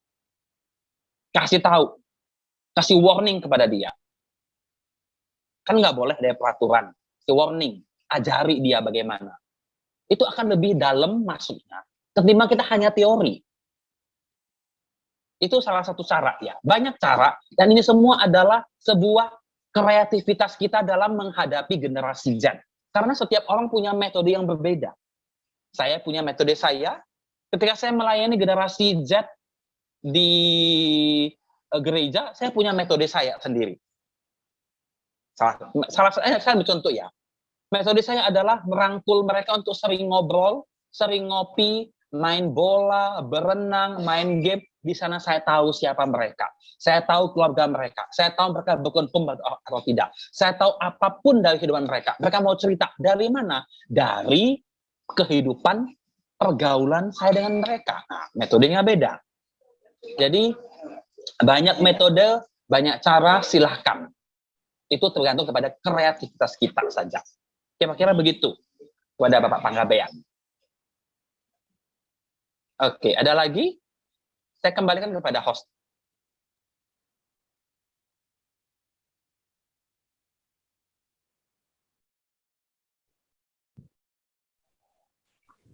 Baik, ada lagi yang dari ada Bapak Ibu yang mau bertanya atau melengkapi? Pak Randy Esther, silakan Pak. Silakan Pak Randy. Silakan Pak Randy Esra. Terima kasih buat kesempatannya. Selamat malam semua. Selamat malam Pak Haryono. Materi yang luar biasa. Ya,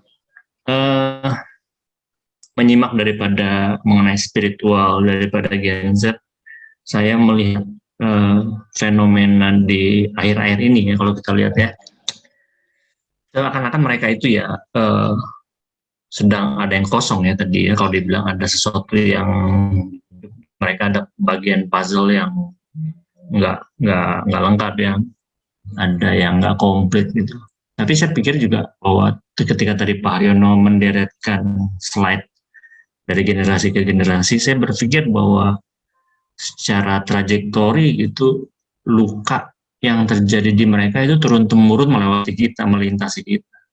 Kalau kita ngomong dari baby boomer, itu dari zamannya Perang Dunia, penjajahan, kalau misalnya di Indonesia, itu kan ada luka ya di alam bawah sadar bahwa kita lihat di generasi itu mungkin kakek-kakek kita gitu, mereka ada dalam sifat ketundukan, ketaatan yang dipaksakan.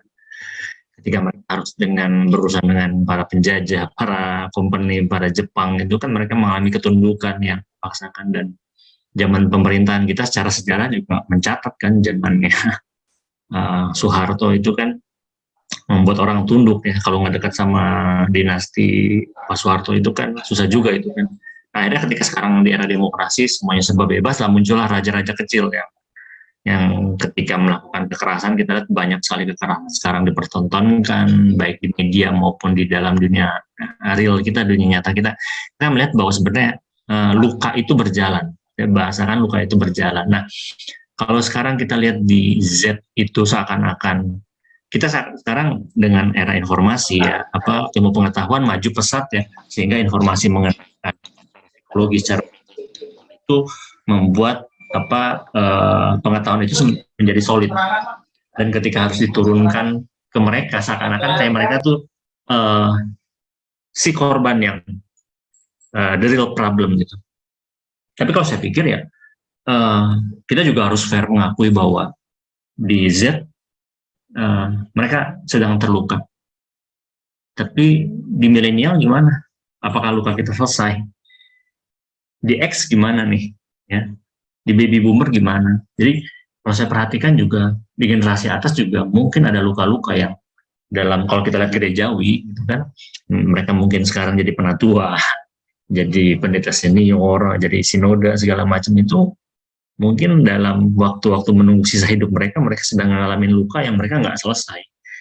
Di Z, ya puji Tuhan banyak orang-orang mulai aware ya sekarang ya, mulai sadar ada konselor dan mereka bisa dengan bahasanya begitu mudah sekarang mereka healing ya. Oh, healing segala macam gitu ya. It's good gitu ya, walaupun dengan terminologi yang misalnya jauh daripada kata healing, tapi mereka mengerti bahwa mereka orang yang rapuh dan rentan. Tapi di generasi atas, baby boomer, di generasi X, mereka simpan itu dalam-dalam. Dan kalau saya berpikir secara gerejawi, ya betul tadi Pak Haryono bilang bahwa saya berpikir bahwa gereja adalah representasi daripada yang seharusnya Tuhan inginkan bagi dunia ini. Tapi ternyata di situ jangan lupa, dan luka itu ketika dalam proses kepemimpinan gereja, wah itu leadership gereja itu, pendeta sekarang tadi bilang pokoknya nggak bisa, harus ini gitu kan ya, di generasi di X gitu kan, harus ini gitu. Saya berpikir bahwa itu menyebabkan luka di Y tanpa sadar lagi berpikir secara ontologis, lagi mencoba mendalami, tiba-tiba harus mengajar kepada Z-nya kebingungan, kebingungan gitu kan. Tapi saya berpikir ada jalan ya, ada trajektori bahwa luka itu terus. Dan kalau kita mau break lukanya di Z, kita pulihkan mereka, ada potongan-potongan puzzle yang hilang itu, saya pikir kita harus runtut juga dari atas, dan kita harus mengakui bahwa kita juga sempat terluka, ya kan. Banyak orang di Z sama di X dengan bangganya ada fenomena misalnya di sekolah dulu dipukul sama guru nggak ngelawan tuh, ya kan, tunduk, kalau cerita sama orang tua makin dipukul lagi kan. Tapi sebenarnya itu luka di masa lalu yang kita banggakan hari ini, sebenarnya itu luka, ya kan. Dan kita mencoba menerapkan itu ke Z, mereka juga luka. Jadi tanpa sadar sesama korban menimbulkan korban lain lagi, ya kan. Dan saya berpikir jadi apa yang ideal? Yang ideal sebenarnya tadi kita balikan kepada, kita kembali kepada Alkitab sih, gambaran Kristus apa yang pengen dicoba diterjemahkan kepada setiap zaman. Mungkin cara menerjemahkannya berbeda, tapi poin mengenai pemulihan citra diri ini tetap yang utama. Gambaran Kristus itu harus nyata diterjemahkan ke dalam bahasa-bahasa yang berbeda, pendekatan yang berbeda. Mungkin nextnya bagus tadi Pak Haryono ada singgung soal pendekatan sama kaum muda itu bagaimana, nonton apa, ngopi segala macam. Menerjemahkan itu kan nggak gampang ya bagi beberapa. Makanya mungkin next kita bisa bahas soal pemuritan dalam gereja yang kontekstual ya. Ya itu tanggapan dari saya sekilas saja. Terima kasih Pak Haryono. Wow Pak, ini bukan tanggapan, kayaknya ini satu tantangan bagi saya dan teman-teman untuk bisa saling berdiskusi lagi. Saya setuju, dari psikologi, ada yang tadi sudah saya sebut, ada yang namanya post-traumatic syndrome disorder. Post-traumatic syndrome disorder, PTSD, itu tidak bisa hilang dalam jangka waktu 5-10 tahun, nggak bisa. Apalagi itu dialami ketika kita masih kecil. Pasti. Di sekolah kita dipukuli oleh teman, dibully oleh teman kita, itu pasti akan masuk ke dalam hati kita sampai dalam sekali. Bahkan kita saya sudah mengampuni, percaya nggak akan itu. Mengampuni yes, tapi nggak akan melupakan. Dan itu akan muncul lagi. Nah, saya tadi setuju memulihkan, kayaknya kita ambil topik yang lain, bagaimana memulihkan citra diri Allah. Ini topik yang sangat bagus untuk generasi Z sekarang. Dan saya sangat bagus bahwa bukan generasi Z yang dipulihkan menjadi ending, tapi generasi yang paling atas dulu. Mungkin kita bilang baby boomer udahlah ya. Tapi yang baby boomer, generasi X, generasi Y, milenial, seperti contoh yang tadi Pak Ezra katakan bahwa saya diberikan perintah untuk ABCD oleh atasan. Generasi Z nggak menolak, jadi saya serba salah. Dia gimana? Jadi sebenarnya kalau saya bilang dalam generasi yang sedang hidup, saya generasi Y dalam pelayanan adalah generasi sandwich. Yang bawah mau ini, yang atas nggak bisa. Yang bawah mau ini, atas juga nggak. Jadi terus berputar. Itu sama ketika kita ngomong masalah tentang keluarga, tentang sekolah, persis sama. Jadi saran Pak Ezra bagus, kita akan buat untuk pemuritan yang kontekstual, pemulihan dari cita damar diri Allah itu bagus sekali. Dan saya bisa mengundang Pak Randi Esa sebagai pembicara kita. Oke, masukan yang bagus Pak. Saya sangat setuju dengan PTSD, kemudian luka batin yang nggak sembuh dalam diri setiap orang, dan itu masuk ke dalam formasi spiritualitas setiap pribadi. Oh, bagus Pak. Thank you Pak, thank you untuk masukannya. Baik, terima kasih Pak Regi. Bapak Ibu, ini ada chat dari Pak Hernadi. Oke. Pak Hernadi Tanjil mengatakan, Pak Hernadi minta penegasan, betul. Untuk konteks membina iman gadget di gereja, bawa hal ke praktika dulu bab doktrinal atau berjalan bab iringan. Nah, begini. Ini saya ngomong saya ya, Pak Hernandi saya ya. Saya sebagai orang yang sudah dipenuhi dalam hal doktrinal, dalam seminari, saya tahu tiang-tiang dasar dalam pembinaan itu saya tahu. Jadi ketika saya masuk ke dalam lapangan, jadi saya pakai pendekatan yang praktis begitu. Nah, kalau bagi Bapak Ibu sebagai orang tua, sebagai konselor dan lain sebagainya begitu, itu barengan. Tapi kalau bisa barengan itu adalah doktrinnya lebih duluan selangkah. Supaya kita punya dasar dulu. Sehingga ketika praktisnya nanti kita nggak salah langkah. Contoh ya, karena generasi Z ini sudah bias dari Asian culture dan Western culture sudah bias. Contoh nih, kita orang Indonesia salam pakai tangan kanan, orang boleh tangan kiri boleh salaman. Tadi kita harus tahu dulu teori itu baru kita ajarkan. Jadi jangan praktis dulu. Nah itu contoh yang sederhana ya, contoh yang sangat sederhana. Apalagi dengan doktrin yang kuat, yang dipenuhi dengan hal-hal yang cukup tanda kutip ya, bebas berpikir. Free thinker. Nah, itu juga bahaya. Kita punya itu yang kuat dulu. Tapi jangan lupa, saya sampai sekarang juga terus belajar. Bukan di kampus, tapi belajar mandiri dengan baca buku, menguasai ilmu itu terus. Supaya praktis saya nggak ketinggalan juga. Ilmu saya nggak ketinggalan, praktis saya bisa terus jalan. Jadi saya katakan, kalau pertanyaan itu, saya mau katakan, kalau mau beriringan, lihat dulu. Lihat personnya siapa dulu. Sudah pernah nggak mengenal, mengetahui dan menyelami hal doktrinal? Kalau sudah pernah, is okay. Sedikit pun nggak masalah. Tapi kalau belum, mari ambil step awal itu dulu, baru dibarengin sehingga kita tidak salah langkah. Begitu. Saya mau ambil satu contoh begini. Ini terakhir. Saya mau ambil satu.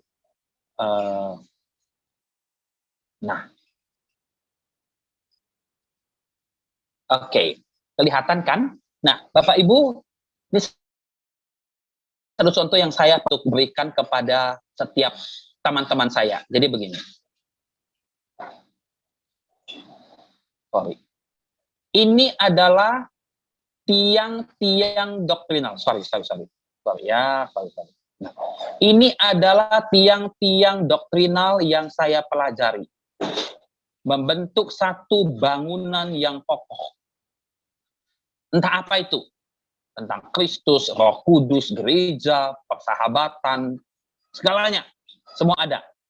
Kemudian ketika saya sudah kuat di sini, maka di dalam praktisnya, saya pribadi boleh bergerak bebas di sini. Sorry, ini ada yang sorry. Saya boleh bergerak bebas. Lagi ya. Saya boleh bergerak bebas di sini. Hanya di sini. Saya dilindungi oleh pemahaman-pemahaman doktrin dan saya nggak boleh lewat dari sini. Itu penting bagi saya, ya.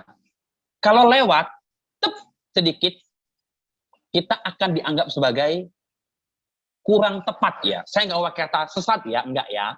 Orang ekstrim akan pakai kata sesat, tapi saya bilang kurang tepat.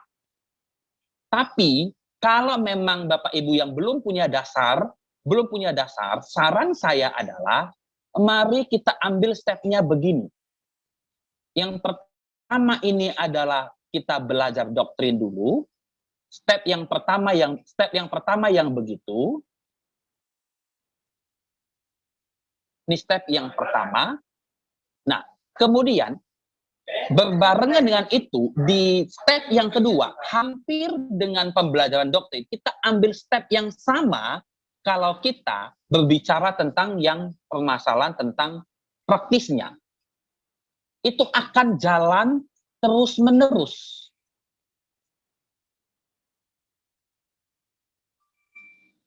Nah, ini terus.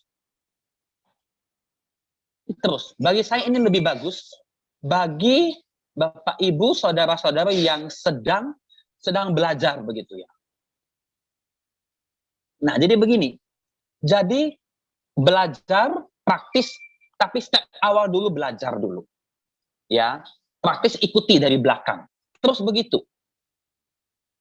Tapi bagi saya pribadi yang sudah belajar doktrin segala macam, saya sudah tahu lingkupnya dan saya bisa bergerak bebas sehingga tidak tetap begitu. Nah, mungkin saya rasa kira-kira sih begitu bagi saya.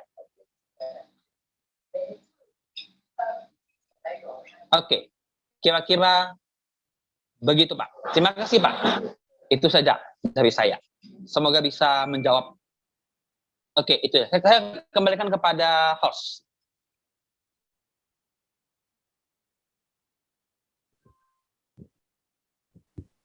Baik, waktu sudah menunjukkan ya jam 9 lewat ya. Kita sudah sesi hari ini. Kita minta Pak Haryono untuk memberikan closing statement kepada kita semua mengenai spiritualitas genjang. Kemudian mempersilahkan Pak Haryono juga untuk memimpin kita dalam doa. Silakan. Oke, baik.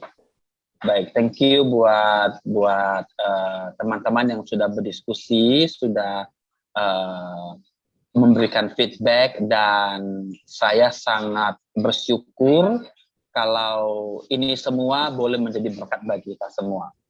Closing statement saya mengatakan begini. Yang pertama, bagi generasi-generasi di atas Gen Z, mari kita terus belajar. Mari kita terus belajar. Mari kita terus menambah ilmu, bukan hanya dari, mungkin ini nggak resmi ya, webinar, dari buku-buku bacaan, silakan terus baca. Tambahkan itu, sehingga kita punya pengetahuan yang cukup untuk bisa menjadi mentor bagi generasi Z sekarang di usia 12 sampai 27 tahun. Seperti kata Ibu Erika, generasi yang rentan terhadap hal-hal yang menakutkan seperti tadi Ibu Erika, kos-kosan di lapas begitu, banyak sekali. Dan yang lain. Tapi mari kita berikan mereka kesempatan, kita berikan kita pengetahuan dulu dan kita akan menjadi mentor bagi mereka. Itu yang pertama. Yang kedua adalah jangan pernah menutup telinga bagi mereka. Telinga buka lebar-lebar, mulut jangan terlalu sering berkata-kata. Jangan terlalu cepat menggurui, dengarkan isi hati mereka. Karena yang paling penting adalah hati ke hati. Paling penting, kalau kita sudah menemukan hati mereka dan hati kita berpadu dalam komunitas apapun itu, teman, lingkungan, tetangga, maka dia akan cepat cerita, curhat, dan kita bisa menolong mereka lebih cepat. Terakhir adalah jangan lupakan, dasar itu semua adalah kita adalah satu. Kesamaan dasar kita adalah satu saja. Kita masih punya kelemahan dan keterbatasan. Serahkan semua itu kepada Tuhan. Dia akan memberikan pertolongan kepada kita. Itu saja. Thank you. Saya akan menutup dalam doa dan saya rindu Bapak Ibu, teman-teman sekalian, boleh terus berjuang, boleh terus melakukan hal-hal indah untuk memberikan teladan bagi generasi Z, generasi adik-adik kita di bawah kita. Mari kita sama-sama berdoa. Terima kasih Tuhan buat malam hari ini kami boleh belajar begitu banyak hal, sharing, bercerita. Ada banyak hal yang mungkin masih kurang daripada sempurna. Tapi kami rindu Engkau sendiri yang akan menolong, Engkau yang akan memperlengkapi dalam setiap pelayanan kita sebagai apapun kita. Tuhan yang pakai dengan segala kelemahan, izinkan kami boleh menjadi teladan. Izinkan kami boleh menjadi contoh, menjadi sampel bagi kehidupan generasi Z. Adik-adik kita di bawah. Tolong kami Tuhan, terpujilah namamu, persatukan pertemuan kami di minggu depan kembali. Dalam nama Tuhan Yesus kami berdoa dan mengucap syukur. Amin.